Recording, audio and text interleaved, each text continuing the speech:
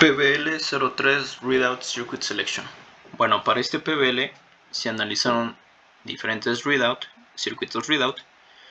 El circuito readout consiste en una conexión eléctrica donde se pueden encontrar diferentes conexiones de componentes, las cuales a su vez se conectan a un transductor, donde su salida depende de la magnitud del fenómeno físico del cual se está analizando mediante el transductor. Para este PBL se analizaron dos readout, el divisor de voltaje y el puente de Wheatstone. El divisor de voltaje es una configuración la cual reparte la tensión de una fuente entre una o más impedancias, las cuales se encuentran en serie. Como podemos ver en este pequeño diagrama, tenemos la fuente, la cual va sobre un lazo donde están dos resistencias en serie y en medio tiene una salida. En esta salida es donde tendremos conectado nuestro transductor.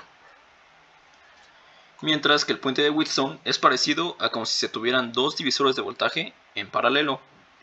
Como se puede ver en el diagrama, podemos ver que un divisor de voltaje podría ser este lazo que estoy señalando, mientras que el segundo divisor de voltaje sería este siguiente lazo. Es el circuito más sensitivo que existe para medir con precisión el valor de una resistencia. Es por eso que es una muy buena opción para usar con transductores y se usa en manómetros, por ejemplo. Para la topología del PBL3, bueno, pues se tiene el circuito del divisor de voltaje de esta manera. Y bueno, es básicamente eso, se divide el voltaje y en cuanto mayor sea la resistencia, pues habrá mayor caída de voltaje en el nodo dado. Y como se puede observar, se tienen dos fuentes de voltaje, una de AC y otra de DC. Esto es porque la señal eléctrica, toda señal eléctrica tiene esa configuración, esas dos partes. Y bueno, tiene su diferente topología. Pero bueno, y lo que se hizo es que se seleccionó justamente debido a cómo están, de acuerdo a los valores de sus resistencias, ya que como se puede observar, hay la misma cantidad de volts acá y aquí. Eso permite que la linealidad del circuito del RTD o el del termistor no se verá afectada y se va a poder hacer un buen instrumento. Y bueno, pues eso manteniendo su linealidad. Y para los dos tipos de casos, y pues esto se logra ya que se tiene que al termistor o RTD se le tiene que hacer como una calibración con las resistencias. Se puede tomar un valor intermedio, mayor, menor, de la temperatura, y esto va a dar una resistencia, y esa misma resistencia se va a poner aquí en la de arribita, en la R2E, donde sería. Y además se tiene que hacer que el cambio máximo de la resistencia sea menor al de la resistencia que se ponga acá. Entonces, con esos dos factores se va a obtener esta misma linealidad como se ve en pantalla. Y lo mismo pasaría para el puente de Wheatstone, que en realidad son dos divisores de voltajes al mismo tiempo. Y cabe mencionar que aquí la salida en el divisor de voltaje es single output. Eso quiere decir que se mide con respecto a tierra, o sea, 0 volts. Y aquí eh, se mide de manera, eh, diferencial. Es una tierra flotante. Se mide en estos dos nodos, como se ve aquí. Y bueno, eso tiene grandes ventajas, ya que la señal que nos importa se puede duplicar y se le puede cancelar el ruido debido a esta expresión que se ve en pantalla. Y se puede hacer la calibración exactamente igual para el puente de Wheatstone. Se pone bueno, en este caso, para los dos, RTD y termistor, se puso la temperatura más baja de -20 grados. Y Y bueno, aquí se le tiene que configurar estas tres y tienen que ser iguales con esa resistencia que trato de explicar. Y también tiene que ser mucho menor el cambio de diferencia con respecto a estas resistencias. Habiendo definido aquí en este proyecto del PBL03 y teniendo comprendido los conceptos de divisor de voltaje, que en este caso es el divisor de voltaje que vemos aquí, y también vamos a hacer uso del divisor de voltaje de Wheatstone en LT-Spice. En este caso vamos a primero que nada analizar las señales que nos da. En este caso vamos a seleccionar esta parte de uno de los modelos del divisor de voltaje, en el cual RX representaría el termistor. Es el que mejor encontramos debido a la respuesta que tendremos por decisión del voltaje que nos va a representar y por su comportamiento del termistor. En este caso, pues ya obteniendo las gráficas del T-Spice, vemos específicamente que las señales van a ser de un comportamiento lineal, de un comportamiento estable, que va desde los 500 milivolts. Tenemos otra señal en 512 milivolts y otra en 524 milivolts. Sin embargo, vemos que nada más tiene un pequeño cambio al final de los 10 milisegundos, pero es un comportamiento muy estable, que es lo que queremos buscar, además de su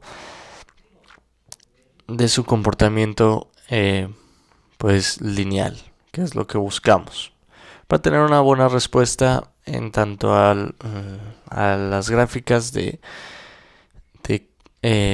referentes en comparación entre los milivolts y los grados centígrados. De igual manera, aquí tendremos la parte del divisor de voltaje de Wheatstone, en el cual el que consideramos que vamos a explicar para esta práctica debido a su comportamiento. De igual manera sería este aquí, que es el mismo modelo representado con una resistencia todas en 10K y una resistencia de 9.5K más RX, que si vemos es lo mismo que tenemos aquí, es de 10K con RX más 9.5K. Es el mejor modelo que encontramos. Entonces, si nos vamos ya aquí, en esta parte, vamos entonces a correr el programa. Una vez que corremos el programa, vamos a seleccionar la gráfica que queremos obtener. En este caso vamos a obtener el Vout, el voltaje de salida de D1 y de D2 respectivamente, y sobre todo queremos ver el mismo comportamiento. Vemos precisamente que tenemos el mismo comportamiento, que es de 500 milivolts, más bajo en el Vout, en el de D2, en el voltaje de salida, 512 en el D1 y 524 en el D1, ¿no? Que si vemos es precisamente el comportamiento que tenemos con el otro divisor. Solamente que es un poquito diferente la configuración, porque es un divisor de voltaje de Wheatstone. Este es un divisor de voltaje normal. Y por eso ya nos separamos las gráficas, las señales, en el voltaje de 1, que es el que sale acá, y el voltaje de 2, que es el que sale del otro lado. Viendo ya las gráficas, podemos concluir que tenemos un comportamiento lineal, que es lo que buscamos, es un comportamiento estable. Una pequeña variación al final. Sin embargo, puede ser muy pequeña, puede ser despreciable.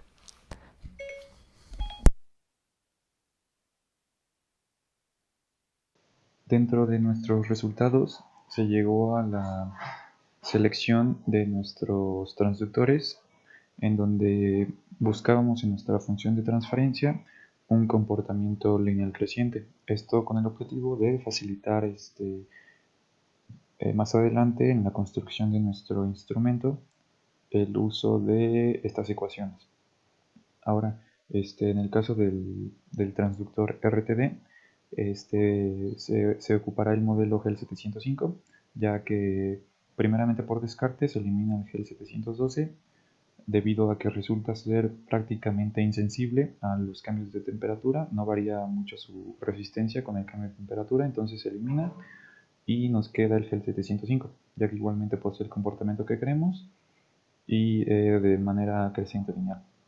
Para el caso de los termistores, se ocupó más o menos el mismo análisis para elegir el termistor adecuado y se llegó a la conclusión de que se trabajaría o con el R9 o con el R5. Igualmente aquí en este caso se elimina el termistor marcado con la resistencia R7, ya que llega a ser insensible, y igualmente se elimina el modelo marcado por la resistencia R3, el que tiene un comportamiento exponencial.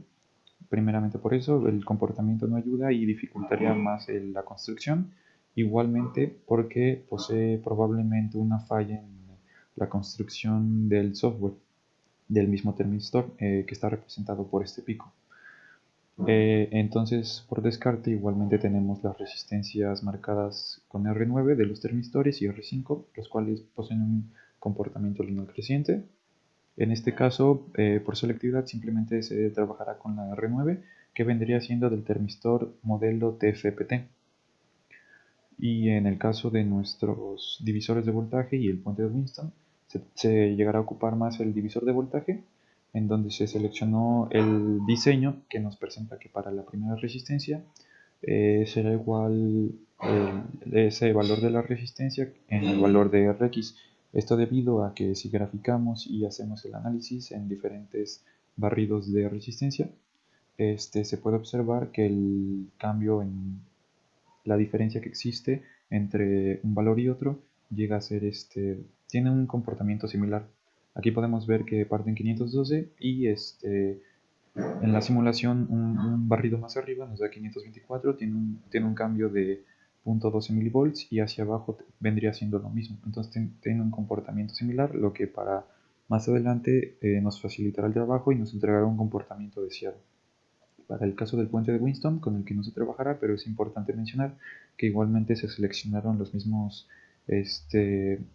valores para tomar en cuenta.